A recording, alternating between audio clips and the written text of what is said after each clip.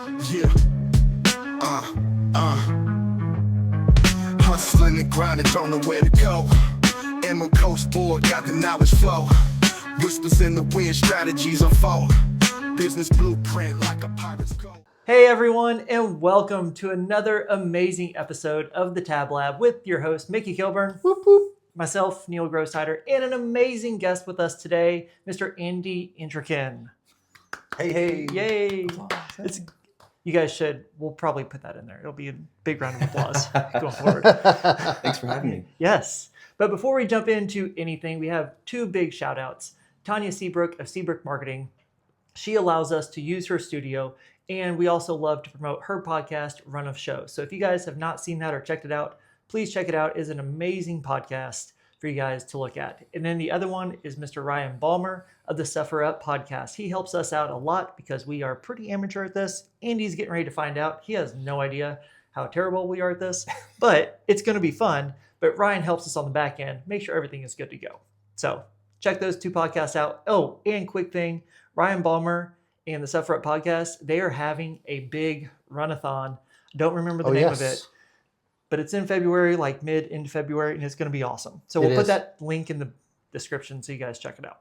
Yep. So, but without further ado, jumping into this amazing podcast, today we're talking about networking, all about connections, networking, and we're two old men who don't really know how to network correctly. So we thought, why don't we bring in the expert of the area, Mr. Andy Entrekin, to come on board and teach us how to network.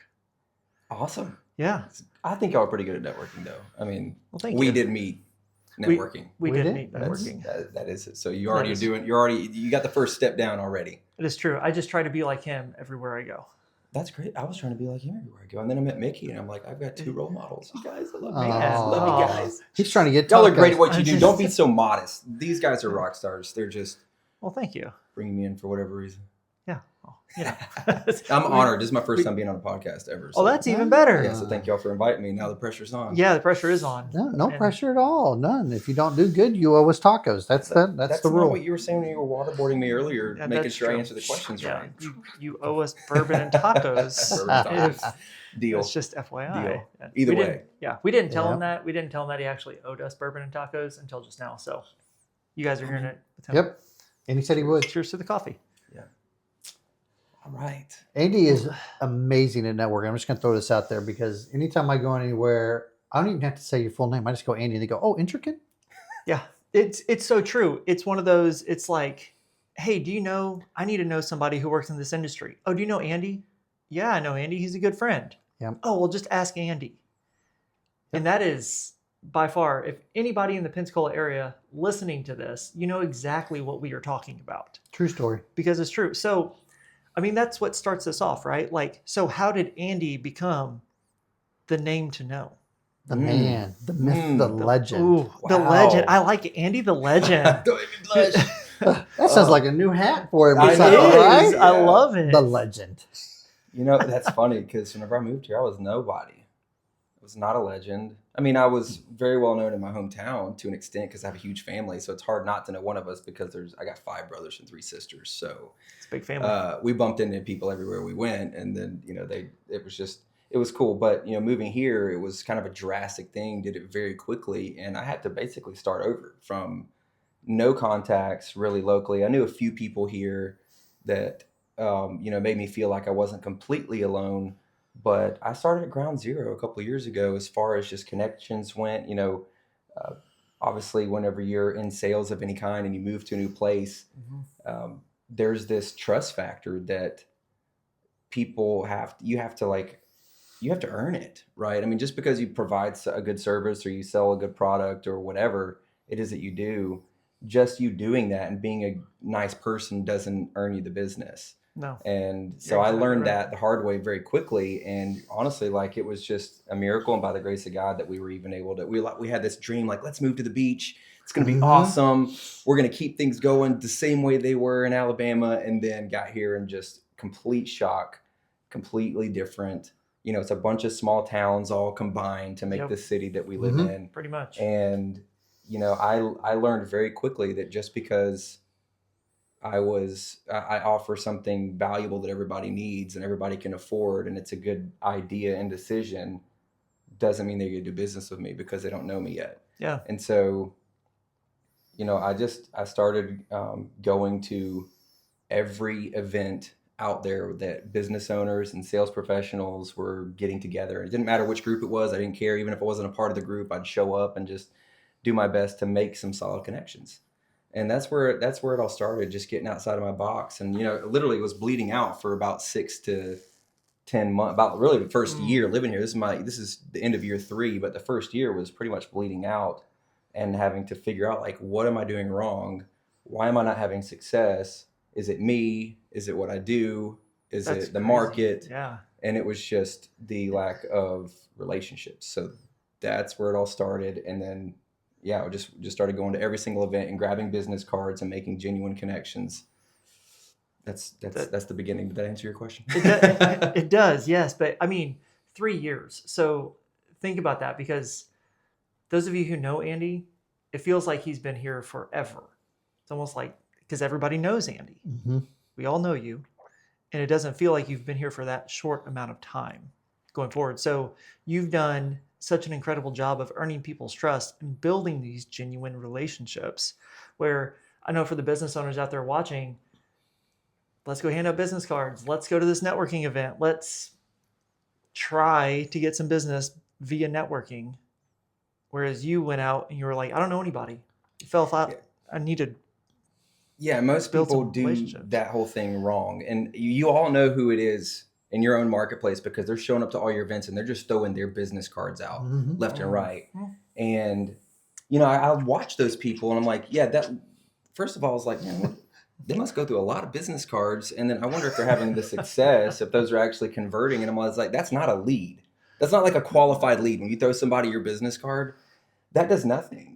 Except, usually it does do something. It turns into clutter on somebody's desk that they have to clean up later. Yep. Or it gets lost or put in the laundry or lost in between the seat of the car or whatever. But for me, like I just had this shift of like, hey, I'm not going to go out there and give my business cards away. I'm going to get business cards. So I actually rarely ever gave away any business cards. I got the digital one that both of us, we did when we met. I got the digital one through Link. My good friend started that company and I think it's awesome, a digital business card. So I would tap that to everybody's phone after they gave me their card and it automatically saves my contact into their phone. So whenever I reach out to them to get coffee and I give them a call the next day, right? And the other thing is a sense of urgency, which not a lot of people do. We might get into that in a little bit, but I had a sense of urgency, like, hey, I'm drowning. I've got to do something. I've got a family to provide for. I can't play small anymore. I can't think small anymore. I can't act small anymore. I have to take massive action immediately. So the next day I would call people and they would see my number pop up on their phone. And I don't know if you know this, if you call people for a living, but if your number's saved in their phone, they're probably 100 times more likely to answer it than if it's not. In fact, most phones, like the new cell phones that you get, doesn't matter which carrier, they have like unknown number call blocking, sometimes automatically programmed into that. Correct. And so anyway, that helped me get people's, personal contact information. Then I made it personal. In fact, really quick story, whenever I got out into kind of the networking scene and decided I've got to get out in the community and meet people, I met a guy at Coffee Guy, the coffee shop off of Davis. And I actually went to the bulletin board and I grabbed the nicest cards on there. And I was like, I'm going to start calling these people and seeing if they want to get coffee and kind of figure out what they're doing, let them know what I'm doing, seeing if they have any resources for me. And there was a gentleman that I met with, and it was actually his last day in town. I was like, finally, I got this guy with a cool business card. He's a successful business owner. And I met with him and I got to know him and stuff. And then he said, I'm actually leaving town tomorrow. So I guess there's nothing really I can do for you, but do you know Josh Lyons? Mm-hmm. And I was like, no, who's Josh Lyons? And so a lot of people that know us and know y'all know who that is. Know Josh. Well, I had a one-to-one with Josh in the beginning of all this getting out and networking, because he was like, he's one of the guys you need to know. So I got with him, and the whole time Josh was just asking me questions about me and my life, and just kept peeling back the onion layer after layer, and to the point, like I got to admit it, I may or may not have cried twice in our sit down. And for an hour, it was just all about me. Yeah. And the way that made me feel like he actually cared. Well, I found out he did care. Mm-hmm. And that's the other part of that. Like what I'm about to say, you actually do have to care. This isn't something that you can do and it worked for you if you have the wrong intentions, because eventually that will be sniffed out by the other party and then you'll be exposed as a fraud. So that's the last thing you want to do, is go and follow this system that we were going to go through in a second. But you know, the way he handled that, it was almost like him interviewing me and asking me questions all about my life. And I don't want to get ahead of myself, but the way that he did that, because I'm going to share something in a second, but the way that he did that just kind of opened up my eyes to what a real like one-to-one type of sit down is supposed to look like. He laid it out for me. He showed me by doing it, to me, right? Whatever that, yeah. He showed me like what it looks like to sit down with someone and genuinely want to get to know them and make it all about them. And then whenever it came to me asking him what he did, he knew exactly what to say. Mm-hmm. And the light bulb went off then, and that was 2 years ago, and that was at the beginning of the journey of That's awesome. networking. Mm-hmm. That's awesome. One of the things I love that you said is I can't think small. Mm-hmm. Like, Yeah. because I think everybody out there who's networking, they think small. Here's my business card. Here's my business card. If I give out enough business cards, I'm going to get business. That's thinking small. Thinking big is doing what you did. You took action. You found people to reach out to. You created a system and you used a system that forced people to come to you. Mm-hmm. I got think it's about huge. 30 to 50 business cards a week That's for insane. a year straight, every week, and then had coffee every day. I was at Coffee Guy and would have anywhere from 1 to 7. Well, I think the biggest day I might have had 10 meetings in a day, back to It's back, ridiculous. using the FORM method: family, occupation, recreation, and motivation. I would ask them questions about themselves, how they got started with what they do, what a little bit about their background. I wouldn't like follow that to a T, but with somebody with ADD, just knowing family, occupation, recreation, motivation, it doesn't matter which one you start with, but I never started with occupation. If I did, it was like, hey, so how'd you get started in what you do? Mm-hmm. And it led to them back whenever they got started. And then I started asking about that season of life and, what caused them to make that transition. And then, really got to know the people. So it's really been a joy. By the way, if I've ever met with you and had coffee with you, it has been my joy and pleasure to get to know the amazing people of this community. So it is. And look, in the beginning, it was like, hey, I got to survive. But then whenever I had that conversation with Josh, it changed my perspective. I was like, hey, you know what? Relationships are what matters most, whether we do business or not. And so I'm going to build relationships, and relationships are going to build my business. I love that. That's awesome. Thanks. Yeah. So I got a question for you. I'm going to dive right in. So a lot of small business owners do it wrong. They don't, they'll go to 3 networking events and then they say they're not worth my time and they quit. And when you go to a networking event, I know we've all seen this. I know I've seen it a lot. You go into a networking event and there's cliques. Yeah. They're all over the place. And those cliques don't always intermingle. Mm-hmm. So as a brand new, first time you come to this network, like your Vibe After 5, come in there, they don't know anybody. How do they break those cliques? What are some things that they can do to start making those valuable connections?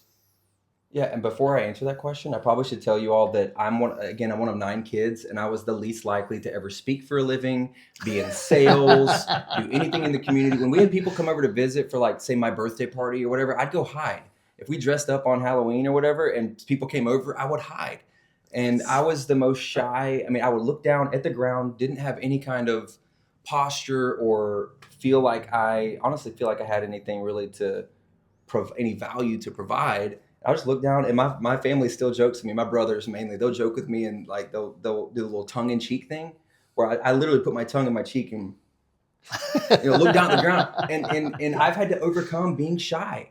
I've had multiple people test me to wonder if I'm an extrovert or an introvert, and every time they do the test, it's messed up. It's like you're an extroverted introvert or you're an introverted extrovert, and like they can't really pinpoint it because I share quality. I have qualities of both. Mm-hmm. You know, I still get nervous getting in front of talking to people. I still get nervous sticking my hand out and wondering if I'm going to be rejected by the other person on the other side, if they're going to want to connect with me or not. I still deal with that on a regular basis, but my goals and my why are bigger than my fear of failure.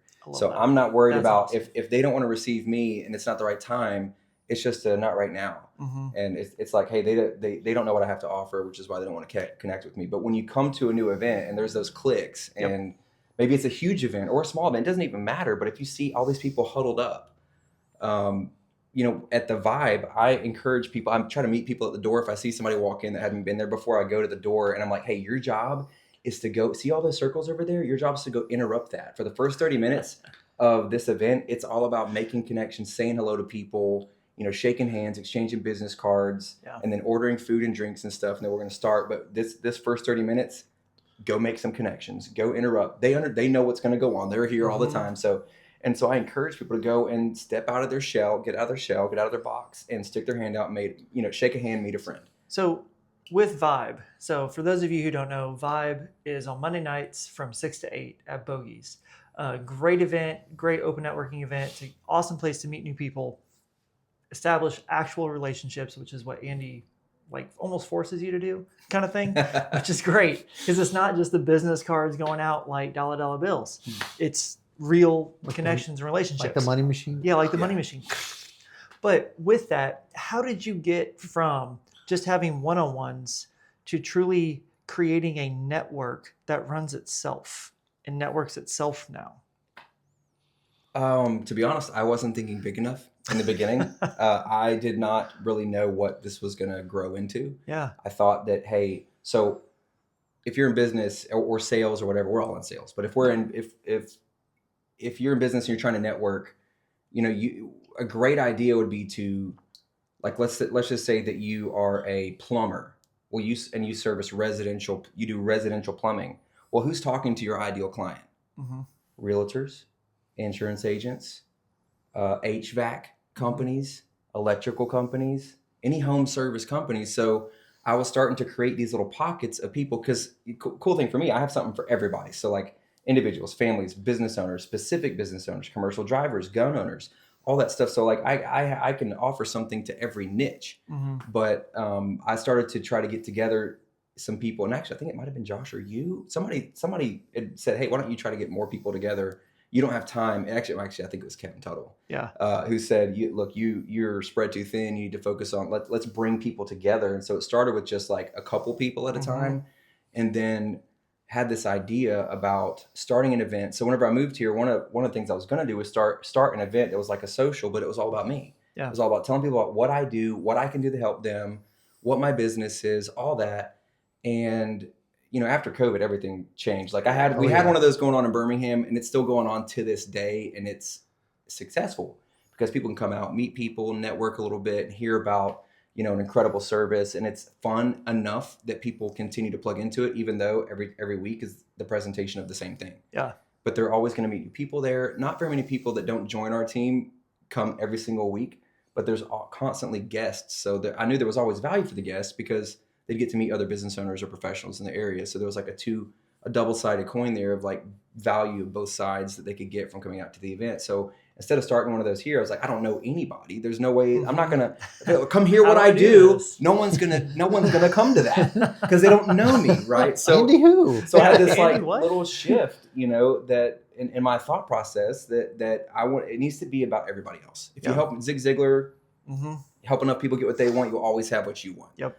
You know, and Jim Rohn, I was actually cutting my grass, listening to Jim Rohn, and I love all of this. Like, I love Jim Rohn. If you don't know who he is, you should Google him, look him up on YouTube. But I was listening and I heard something. This was in the time of the biggest need of my life so far. I've always been a pretty successful business owner, never had any kind of like real money problems because I've been self-employed since I was 14.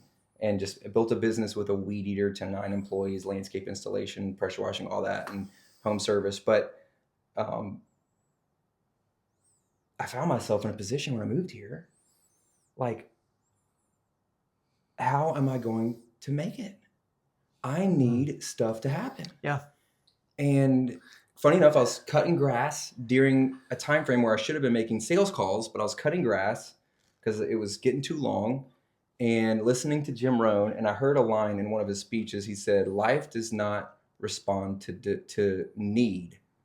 And it hit me because I had a big need, like a financial need. I'm like, oh my gosh, I need this stuff to happen. Yep. I need these things to work. It's got to work. But then he said, life does not respond to need. It responds to deserve. I like that. You can't reap the harvest unless you plant the seeds. That's some old man wisdom right there. That is some old man wisdom. And he went straight to the Bible. He's like, you have to plant the seed to reap the harvest. Yeah. And what is the seed? And I started thinking about it. It's like, well, the seed is relationships. Yep. And anyway, so I think I got totally off track there, getting psyched up about Jim Rohn. But with that, though, like with the value of relationships, because we've had Katie McCarty with Dale Carnegie on here. No, you're good. She's been on here. We've been talking about. She's awesome. Yeah, she is Absolutely. awesome. And we've been talking about the value of relationships and everything. But it really comes down to like when we do network and we are trying to build that trust, those relationships, and not just hand out those business cards. There's actually, Mickey, you're going to laugh because there's a law based on this. Here comes the Air Force Here comes the nerd wisdom. Here we go. Yeah, that's right. But Metcalfe's law actually is based on telecommunications. And it actually, when they did the study, it was like, holy crap, this is actually for connections of people, not just connecting networks together. But the value of a network is the square of the connections or the connected networks. So basically, if you have 10 one-on-ones, you have 10 connections. 10 connections. Congratulations. If those 10 people were to meet, now you have 100 connections because that's the value of it. And Bob Berg's book, Endless Referrals, great book. He's the guy who wrote The Go-Giver. Yep. He said that. Amazing he said, book. and that was the shift where I realized I'm going to get business cards, not give them. That's in his book too. Yep. But he said I only give business cards to get one. Yes. So I don't give it out unless I get one in return. Yep. But he said everybody knows at least 200 people. At least 200 people. So if you That's- if you go out in 1 week, go to one event, and all you do because you're an introvert is you speak to 3 to 5 people at max. 3 to 5 people max. Let's just say you speak with 3. That's potentially, according to the statistics, the numbers, if that person comes to know, like, and trust you, and they open you up to their bare minimum of 200 contacts, that's potentially 600 warm leads. Yep. 3 people Yeah. can lead to potentially 600 warm leads. It's all math. Sales is math. Business It is is. math. And you're speaking my language when it comes to the stats. I know Mickey's shaking his head because he knows I'm going to talk about this. There's actually a guy called Robin Dunbar who did a study about how much the human brain can cognitively absorb when it comes to relationships.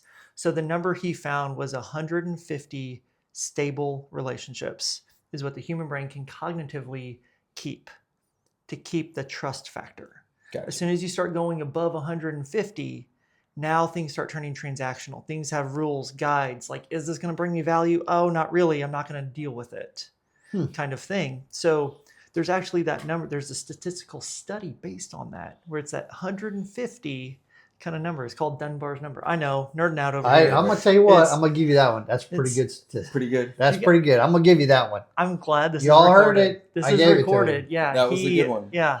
But He owes me tacos. That whole shift of helping people get what they want is what made the shift of me making an event about me to making it about everybody else. I love that. So it was all about how can I get these powerful people, impact driven professionals? Because I met some that weren't impact driven, but the ones that were, I was like, I want to get them all in the room together. Because what if we created this type of, conglomerate or collective or whatever you want to call it, the vibe. Yeah. A vibe, and a lot of networking events don't have a good vibe. You just go in there and it's stale, it's pale, it's dry, it's all business, it's no fun. So Not all of them, by the way. I've been to some great ones. And listen, and I come back to them because you see me there. I enjoy your events. You do a great job with that, but most of them are bad. That was a good save. And so I want it to be a fun environment, social. People can take their tie off and relax and have a good time, and also have some structure there to where people can engage and tell people about what they do, and also, hear some great things, get some training, and hear from the sponsor, who's me, every week. So it does benefit me. It benefits me. It helps me to help more people. If I make more connections, more people, guess who they think about? You.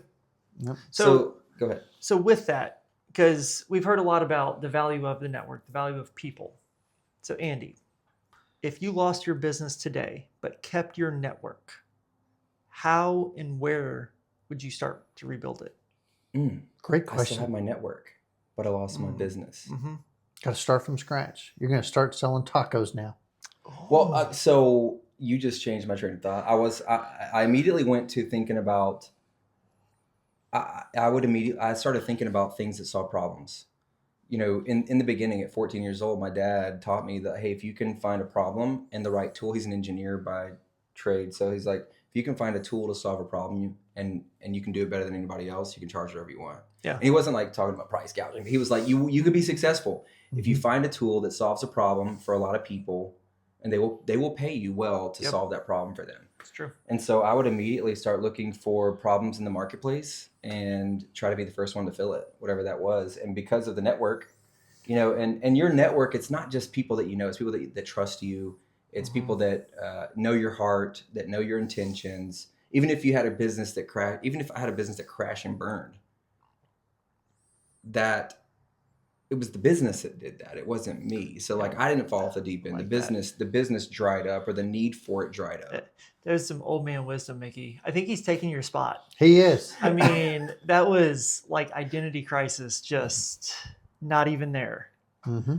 Not even there. But it's what's crazy is that if you build a network like we've built, you could turn around tomorrow and start over and be at a 6 to 7 figure income in a year because of the relationships. So it's hard. Yeah, I mean, it's scary to think about, but not really. No, like it's almost like a safety net. It is a safety net. It is a safety. I think it's probably one of my biggest assets. Top 3 is the people that I know. That's amazing. So you guys heard it here. Your network is one of your top 3 biggest assets. Your network determines your net worth. Especially if you're in business or sales, or you're an employee, even if you're, we get to decide the value that we bring to you're paid directly proportionate to the value you bring to the marketplace. I learned that at a young age too. So man, you don't even have gray hair. Yeah, but okay, that's it. So if you can find a way to bring value to the masses, you can make a ton of money. So solve problems. I'd be looking for a problem to solve, and I'd try to be the first one to solve it. And through the networking, I would create something massive. So I ain't scared. I ain't scared. What's that Home Alone thing? I'm not scared no more. I'm not scared anymore. I'm still scared. Do it scared. It's okay to be scared. I'm scared every single day. But I asked God a couple years ago, in that process of shifting, I asked him to give me a heart of compassion for other people that outweighed my fear of failure and rejection, so that I could go into the community and be the person that they needed to me to be for them at that time, and see them for who they truly are, not who I need them to be, like a dollar sign, but a soul. That's deep. And that I mean, look, I could, regardless of whatever else we say, that mindset, that heart, and God giving me that. And by the way, the first like 20 one-to-ones I did, I cried because I was hearing about their life and their story, and I could literally like feel what they were saying. And so that also did change. You have to keep other people in mind, their needs in mind. Like, what is it that they need, and what is it that they want? And that's why the family, occupation, recreation, and what motivates them. If you truly are asking that, not just because it's some sort of system or like some additions to an equation that are going to equal you get something out of it, but because you truly care. So you really have to decide to truly care. Hey, I truly care about this person. I really want to get to know them. And then whenever you reach out to them to set something up, they know you're not just trying to sell them something. Yeah. They know that you actually do care, but you actually have to be able to walk away if what you sell or what you do is not a good fit for them, because it's in their best interest. So just, if you're thinking about them and what they need, you'll always find what you need. I said that earlier. So with that though, how do you continue that relationship going forward? Yeah. Well, by the end of, if you do your first couple coffees or whatever, and you get to know them like that, like you become friends, like pretty much right away. Yeah. And I know that a lot of times networking can be tricky because you will experience the opposite of that. People that are wanting to just sell what they sell or whatever. They're trying to just get your business, get your customers, get your contacts. And if you start out with it being all about them, and asking them those questions. Hey, tell me about your family. Are you from Pensacola, or did you move here like everybody else because you love the beach? Or were you in the military and you moved here, right? Or whatever. But you start asking them these personal questions because you care, right? Not just because you're trying to get somewhere, but because you genuinely want to know about them. I think that's the key, because a lot of people will meet one-on-ones and be that interested, but it's not genuine interest. And that gets vetted out when people meet you and they go, oh, he's asking about me. But then, the rest of the conversation is all about how I can sell you something. So I think that, when you have that connection, like you do, when you meet people and they feel, hey, Andy really does care about me. And it's that reciprocity. It's like when people the reciprocity principle. when people give something, they feel obligated to give back in return. And it's not that you're doing that with intention, but because you care about them, they feel like, okay, Andy cares about me. He actually cried when I told him about this or that. Yeah. Wish I didn't, but I did. Yeah. But they, at that same time, they're like, man, I feel Andy. And then they want to help you. They want you to be successful as well. So, I think the genuine, that's the part that you said that is the most resonating thing for me there, is that, hey, be genuine. Don't just pretend to care. Yeah. Yeah, and if you're We've in that, met those, when right? they're everywhere. But Yeah. but when you're having that conversation with them, like you said, you will be able to know if you're asking them these questions that have nothing to do with what you do, but who you are, and they don't after you're finished, kind of at least getting close to finishing with asking those questions and making it all about them. If they don't turn around and ask you personal questions, or it just like stops, and you realize there's like no. They're just answering questions. They're not trying to, then you know right away that it's one-sided and that they're not trying to find anything out about you that they can connect with or help with or whatever. So it's very easy to, once you think like that, and that's your mindset, it's very easy to figure out who's all about themselves or who's all about helping others. Because every time you have a one-on-one and you are talking to people and meeting new people, 70%, your goal should be 70% of that time you are listening. You are listening to that person to try to understand them, to try to connect with them, to try to build that genuine relationship because you care. Not just to be like, oh, that's how I can sell them. But it's no, hey, let me actually learn from you. Let me get this information from you so I can better help you. So I can truly be there for you. You heard that story about the guy that was called into the boiler room to fix this giant machine, and he comes in there and he touches the machine, listens to what was going on, and then he grabs a hammer and taps it somewhere. And then his bill was $10,000 and it only took him like 10 minutes. And the lady called him back and was like, oh my gosh, I just paid you $10,000 for 10 minutes. And, he explains like, no, ma'am, you weren't paying me for my time. You were paying me for knowing how to solve the problem. And that's True. it. Look, if you're trying to solve problems, first of all, if you don't see what you do as trying to solve a problem with like what y'all do, oh my gosh, like that is 100% what you do. You're helping people navigate through that and operate in their zone of genius because of all of the other things being handled the right way. And I know you're a big Stephen Covey fan and quadrants and all that, and time blocking and discipline. Oh no, you didn't just go there. We're not going to go there. Here we go. We're not going to go there. I know we can go there for the rest of the time.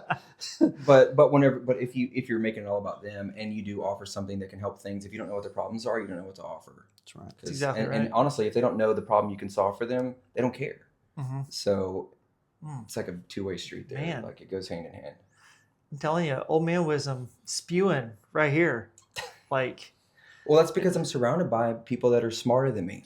I'm like surrounded by people. Both of y'all. Gray-haired people. Listen, I look up to both of y'all, and like I know y'all are interviewing me, but I appreciate you and who you are and what you do. It's needed in the marketplace and even everywhere, not just here in Pensacola, but the health of the businesses, specifically the smaller businesses, meaning technically small business I think is 1,000 employees or less, but really like 100 employees or less. The health of those businesses in the community determines the health, the quality of those businesses determines the quality of the families, which determines the quality of the kids. And I think a lot of people look at problems in their community and they're like, oh, we got to fix the school system. I'm like, no, you don't. Like that's actually not where the problem's not there. It's actually in the business community. And Yeah. so what Mhm. you guys do to provide healthier business owners, Yeah. more well-rounded in all aspects, I applaud you for doing that, because thank you. I believe that small businesses are the backbone of the economy, They are. and they're also the backbone of the home. Yeah. And quality business is the backbone of the home. Absolutely. Yeah. Absolutely. You hit it right on the head with the, when a small business is healthy and thriving in the community's thriving with it. Yeah, and if the owner is Mm-hmm. sound and sound mind, everything's Involved. and they're balanced, then the Yep. employees will have a good experience. And they're not going to take that stress home to their families and Nope. take it on their families, and then their kids are Mhm. not going to go take it on their Correct. teachers. Like all this, It does. It's all so combined. You're changing lives. You're That's- changing communities. It's the You're ripple in the changing- pond. It's the Come ripple in on, the man. pond. The ripple. But it starts with networking and meeting the right people, It does. which is So- where Andy is the expert. yeah. So there was a connection. Can I share something? Actually? Yeah, Sure. You haven't I asked mean, me this question. I'm ready. Yeah, but I learned the value of connections very early. I remember,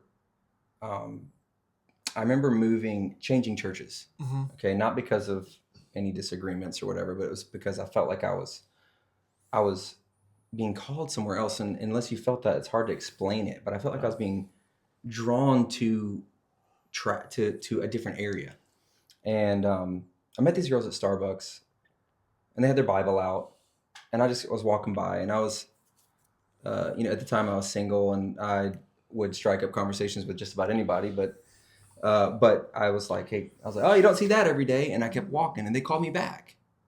I'm like, hey, where do you go to church? And I told them that, well, I don't really. I've actually taken a break from where I'm going because I think I think my home is being moved. And they said, you should come to our small group. So I came to their small group. And they did not know that I led worship, and their small group didn't have a worship leader, but they were singing to the iPod stuff. And after a couple weeks, they figured that out, and they asked me to lead. And then somebody else came to me that was a part of that group and said, hey, I have a friend you need to meet. He's a really good singer, and he loves God. I'm like, oh, perfect. Like I said, I don't just want like This is great awesome. singers to be part. I want them to all have the same mission. Yeah. And then met this guy, and he was absolutely incredible. Not only did he have a heart for God, but he had a voice that was just angelic. He was amazing. Met him, and we combined forces and had this amazing band. And then we got asked to sing at this conference, a special conference, whatever, with a couple churches that combined in it. And he had another connection, and he invited that connection, who's also a really good singer, who I didn't know, but I trusted him because of me knowing him. I trusted him whenever he said, hey, I've got this person that I want to bring into our group. And he brings that person into our group, and she shows up on sound check before this huge conference. It was kind of a big deal. It wasn't huge, but it was a pretty big conference, and it was a big deal because of who was coming in to participate in it. And she shows up during sound check, and she gets up to sing the song that she was going to lead, and I was a little skeptical. I'm like, where's this person? Is she good? But I knew that, hey, if Dustin invited her, he's not going to invite anybody that's not a good singer to come sing with her. It's going to be It's gonna good. be awesome. So I was kind of holding my breath, and she gets up to walks in during sound check the day of the event after we had practice for like 2 weeks. She comes up the day of the event. She starts singing the song she's going to sing, and I look at my good friend and drummer, and I'm like, I'm going to marry her. And we've been married for it ended up being my wife, right? That's I awesome. literally fell in love with her the moment she opened her voice. I heard her heart, I heard her voice, and fell in love right away, and started dating right away. But like, that was just connections. It was the power of Power of networking. networking. Mhm. It was just a different kind of networking. And another big breakthrough moment for networking was just because it wasn't at a networking event, but because I am a networker, and I'm not even if I'm a little nervous, I still stick my hand out and introduce myself to people randomly anywhere. Like half of y'all is super random, right? I stuck my hand out, and you're like, who is this weirdo? Yeah. But I met this guy at a coffee shop coffee guy. Yeah, coffee guy. And He should get a discount there. yeah, Right? we wouldn't hide these cups. Needs to have the coffee guy on there. But I saw this guy, coffee guy. He looked interesting. I was like, I'm going to say hello. So I say hello, introduce myself, and he I started asking him. I was like, what he does, and Yeah. you know, what if he's from Pensacola? Like I started doing the form, family, occupation, recreation, motivation, just standing up in the coffee shop. And then he was actually like, well, I'm about to leave and go out of the country for a couple months. And he might have been kind of trying to blow me off because he probably thought I was just trying to sell him something. But ended up, you know, connecting with him, getting his number. He said he was going to be back in 2 months. And I put in my calendar, for some reason, this guy with ADD who's learning, okay, because of the books I read, the people I surround myself with that are smart. I put it in my calendar to call him. 2 months. He said he's going to get back on this day. Well, I put the next day to call him. And that was Kevin Tuttle. And I called him, and he coaches people that are way more successful than me. And, you know, I wouldn't even qualify to apply to his program, you know, and, but the short of the long story is that I decided to make a connection, made an intention to reach out to him when he got back. And he was, and he and I started meeting once a week, and that doubled my income. Well, not meeting with him, but the things that we learned, things that he taught me, doubled my income in a year. So that's amazing. That's probably my biggest, one of my biggest connections that benefited me. I mean, that's like the serendipity of networking. It's a happy accident. Yeah. Yep. Essentially. Yeah. And by the way, there's the serendipity. What does it mean again? That's a big word. Basically a happy accident. Yeah. Like, oh, I didn't intentionally mean for this to happen, but it did. And it's great. I got a call from somebody a couple weeks ago who said that there was actually an event going on that I could not go to, but I knew that he and this person should meet. And I invited both of them, gave them tickets to it. I was like, hey, y'all need to both go to this event. Something came up. I had a funeral to go to out of town. And so I was going to go. But then I was like, hey, y'all need to go to this event. Y'all need to meet each other. Put them in a group text. They met up at that event, these two specific people. And I got a call 2 weeks ago saying, thank you for connecting us.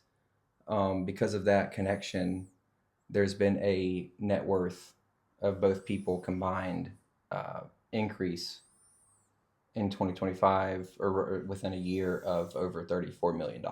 Wow. That's huge. So that was that. Like I started thinking about what connections changed my life and what connections change other people's lives.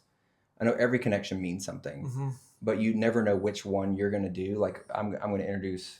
Like sometimes I wish I was the one to introduce y'all because of the impact you're making. Whoever introduced y'all was a part, unless y'all met each other separately or somebody introduced y'all. That was a God thing. That's absolutely a God thing. It was a God thing. So we started our real estate stuff together. We actually went to the same real estate school to get our license, took the test on the same day. Then we interviewed at the same broker the same day. And it wasn't until like I walked out of the interview with the broker, see him sitting there, and I'm like, man, this guy keeps following me. Like he follows me around everywhere I go. Yep. And he's like, why are you here? Like, so it was more of God was forcing us to be friends because we just kept doing what everybody does. We don't hear God's message all the time until he hits us in the face with the 2x4. Sometimes that's what it takes. That's what it takes. It takes us meeting like 1,000 times and being like, okay, we have to be friends now. Yeah. Yep. So that's cool. But you never know whose life you're going to change. No. Like, of course, I know, again, we all have needs. We all have families to feed. We have mouths to feed. We have car payments. We have insurance. We've got college tuition. We've got mortgages, all the stuff. Yep. But if we can just think about what other people need and make a connection. In fact, by the way, those people that I connected, I was trying to do business with one of them. I still haven't done business with one of them. I'm about to call you. You know who you are. I'm about to call you. Be like, hey, it's time to sign up. But it didn't matter. What I was thinking about was what they needed. They needed to know each other. Yeah. And I didn't know what was going to come of it, but I was like, there's got to be something good that comes from it. And just making those connections, being the connector, I decided to brand myself as the connector and the protector. What I sell protects people and businesses. And families, but then I can connect people. I wasn't the protector and the connector. I put connector up front on purpose because I wanted to connect people with the resources, the people, the whatever they needed first, and then provide the other value. So we can provide value out of just making introductions. That's how you can be valuable. If you don't know That's anybody, exactly you're right. brand new to networking, you don't know anything about networking. And where do I start? Well, your contacts are commodities Mhm. to other people. Mm-hmm. And so getting to know people, figuring out who their ideal customer is, what they want, and helping them get what they want. Again, It's- Zig Ziglar. Yep. You help them get what they want, you'll have what you want. And just, you have value. That's- You have value even if you feel like you don't. And it's because of the contacts in your phone. It's because of the people that you're going to meet and the Mhm. problems that you can solve for those people by introducing them to the people that you're going to meet at a networking event. So everybody, whether they're brand new or they're experts, can enter a room and have posture and be Mhm. bold and connect with people and know that they can provide value to people, because it's not about the services or the products that you provide, but who you know. I believe is the number one asset that you have. There. You heard it first. Right there. No, these are amazing words of wisdom. So, do we have any old man wisdom or other young Wow, man this wisdom? is really hard because I mean Andy's like wiser than me. He's like throwing it out, but I know. I mean the only thing that I It's not got hard to is that's true. A book a month. He's not right. He's not A book a wrong. month. Yeah, Personal development. yeah. That's actually on my goals for 2026. Let's go. Believe it or not. Let's So go. you know, along with networking, you know that quote, "A rising tide raises all ships." This really is part of that, because when you are meeting people and you're building them up, you're lifting their tide, and it's going to reciprocate to you. And what you talked about earlier with businesses growing in the community, when Mm. you make real connections with people and you see their heart, like when people meet Neil, they know that it's definitely people over profits. Mhm. That's what it is. They know that. And so when we talk to people, they know when we say things, we're not saying things about, hey, we want your money. Because Neil and I have met lots of people for lots of times, and they don't give us a dime. And that's Yeah. not what Y'all it's done a about. lot of things for me for free, so thank you. I can And- testify to that. Because that's So- what we care about. And like that's what Yep. we do. It's like Andy was talking about. It's all about how you help, how you listen to these people, how you can move them towards their success. What can you do for them? Because you care about them. Yeah, Mhm. another shameless plug for y'all again. Right away. Y'all have sent me people. Y'all have sent me customers. You have encouraged me. You have given me just plug for these guys and Well, it's you know, because we and care about Tab, Andy. because y'all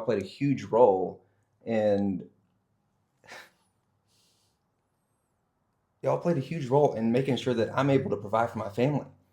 And you don't even you don't know everything that you've done, but and then sometimes I look back and I'm like, oh, that came from Neil, Mickey, like, you've made an impact in my life. So I really do appreciate what y'all are doing and thank you. with your Thanks, business buddy. and, Thanks, and even buddy. with the podcast. Thanks for giving me a chance to share my heart about something I'm really passionate about. And it means a lot. Well, there was no doubt when we started talking about this. There was no doubt that you were Well, the man for this podcast. We actually had this set up back in August. Yes. Yep. Yep. No joke. This For was real. this was a hey, we're gonna do this in January with Andy. Yep. Because he's the one we need on here. You weren't the first guest, but you were actually the first planned guest. Correct. Thank you. That is As odd correct. as that sounds, because you were the first one we thought of. Mhm. Because without a doubt, when Neil said that, I was like, "This is the man for that." Because Yep. you just are the man Yeah. when it comes to that. Thank you. You're a great connector. But- Well, everybody should have hope though, because like even if you're not, and you suck at networking, and you're like, I don't even know where to start. Hopefully, hopefully you've heard some stuff that helps you know where you could start, which is like shake a hand, meet a friend, and think about what they need, and find people that can find problems and solve it for them, and things of that nature. Gold nuggets But- right there. Mhm. But but after you do that, don't be afraid to ask for what you need, but not necessarily in a way where you're just trying to sell. So You it's thought not about something. well, it's not asking what you need. It's not asking somebody to help you with the Right. need. It's asking someone for advice. When you ask somebody for advice, they want to give it because Absolutely. when Yep. when I say, "Hey Andy, I really don't know what to do here. I need some help with this." Andy now feels like he's the expert. Oh, Psychologically, yeah. he's like, "I care about this person so much. I want to Mhm. help them." And people feel more willing Yep. to help people when asked. Isn't that crazy? And then all of us, well, not all of us, me, I get scared. I've been growing through this. I've been scared to ask people, like in sales. So many sales reps just are so scared to ask for the sale, and I'm Yep. guilty of that. That's true. And I'm like, wait, if I'm Sure. providing value, if this is going to benefit them, blah blah blah blah blah. It is a win-win. Mhm. Mainly winning on the other person's side. The other person wins more than me, Yep. even more than me. That Why is- would I be afraid to ask them either for the sale, but also why would I be afraid to ask for help or for advice. Mm-hmm. You know, so if you have a need, if you need referrals, if what you're in an industry where there's 1,000 people in your city that do what you do and you're struggling, Mm-hmm. there are ways to ask for help. Like if I was like let's say I was selling houses, because y'all are familiar with that. A little bit. Throw a rock, hit one of us. If I was selling houses, instead of like reaching out to people and being like, hey, I need to sell the houses this month so I can pay my mortgage, I would think about a niche and be like, hey, do you know anybody who's recently married, or somebody who is recently divorced that you could introduce me to? Because both of those people have problems that I specialize in solving, and I would love to make sure that they have a smooth transition Yes. into that next phase of life. But see, you're going that level higher. Most people stop at that small thinking, like, let me think if I know somebody. You go a level higher. You think bigger. It's about the other party. Correct. It's not me getting business. And it might be that you have a house that you're about to sell your house, and you're like, well, I am The ready market. for you to it might be that you're ready for me to sell your house. Because but then automatically you trust me, because you know that I'm thinking about the best interests of those people, not what I need, not the bills that I need to pay, but the problems that those people are about to have in finding the perfect place to live. And you're like, well, I need to find the perfect place to live. Yeah. Well, actually, I'm about to be ready to be your customer. It's true. And so that's kind of, just Yeah. you do have to ask. I've grown through networking so much to where I forgot about like what I needed, and had to like realize, I need to make sure that I am I have to like come back to the middle and make sure that I'm not so much on the other side. Correct. I still have to remember to ask for the business, ask for the referrals, but in a way where they truly do understand where I'm coming from in it, and that I'm thinking about the problems that I'm going to solve for somebody that they know, and not just the problem I'm going to solve for me. Yeah, that's exactly it. That's actually really good, because a lot of people, when they real estate example, they go, "Oh, I sell houses. You know anybody looking to buy, sell, or invest in real estate?" That's what they say. But when you start breaking it down like you do, now I'm thinking, oh, okay, who do I know? It's a different thing, and it makes people start focusing on smaller. Who is that versus the broad thing? It makes an impact, and this is why you're a good networker. You know the questions and how to say things to make people think about referrals for you, but who you can help, not just the referral. We say referral because that's the business term, but really your heart is, who can I help? Who can I help? And that's Same like with y'all. summing. Well, that's like summing all this up, right? Like networking is not about business cards, handing out business cards, shaking hands, and saying, "I'm going to sell you something." It's not about that at all. It is about building a deep relationship of how can I help that person solve those problems, whatever problems they have. What can I do to help them because I care? That's really, we've talked a long time about this today, but there are just golden nuggets. I listened to a this. lot of Grant Cardone in the beginning of my sales career. Some of his books were referred to me by some people like, you should read these, all of them, Obsess and Be Average, 10X. But one of the things I heard that kind of turned me off at first was I was listening to an audio clip, and it was like, who's got my money? And I thought, oh, this guy's just a freaking, looking for people to take their money. And then I read the book, and I heard like the whole clip.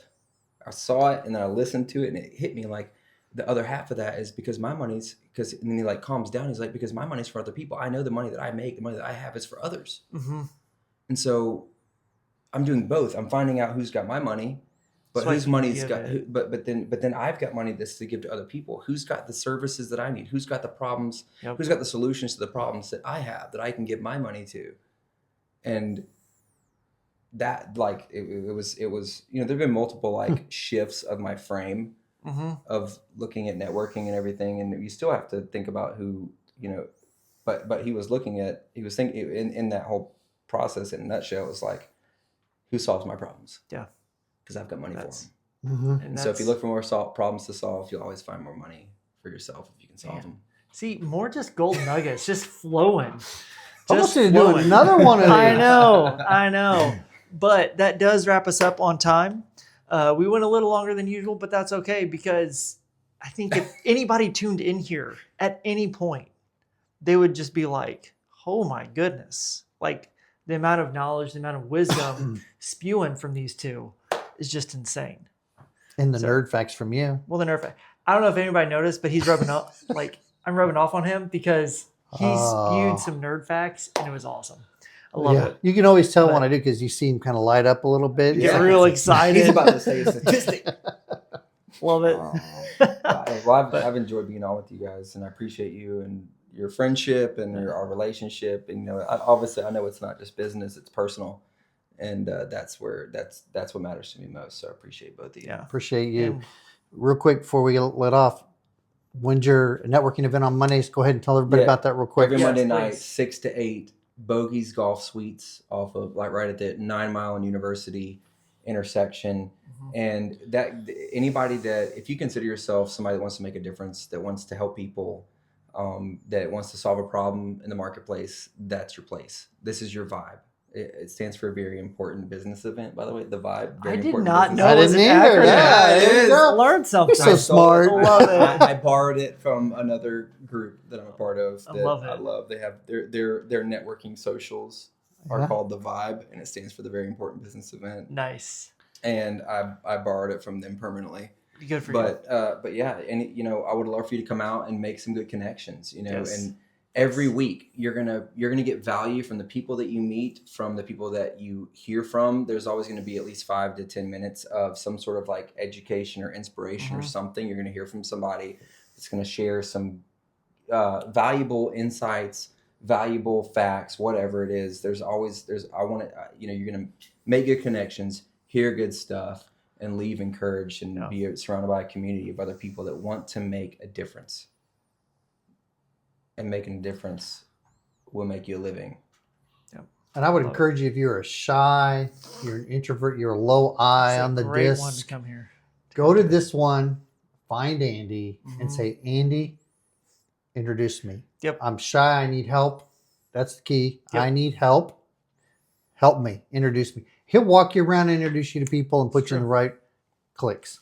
Yep. And if you're in the home service industry, I'm going to introduce you to people that are talking to people that have homes. If you sell a house, I'm going to introduce you to people that are in the house servicing it, or selling the house, or insuring the house.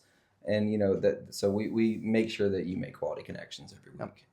Outstanding. Perfect. So thank you guys so much for tuning in. And just be sure to subscribe, hit that little like button at the bottom because it's amazing and we know you loved it. But we will catch you next time. So thank you. See ya. Yeah. Hustling and grinding, don't know where to go. And my coast board got the knowledge flow. Whispers in the wind, strategies unfold. Business blueprint like a pirate's code.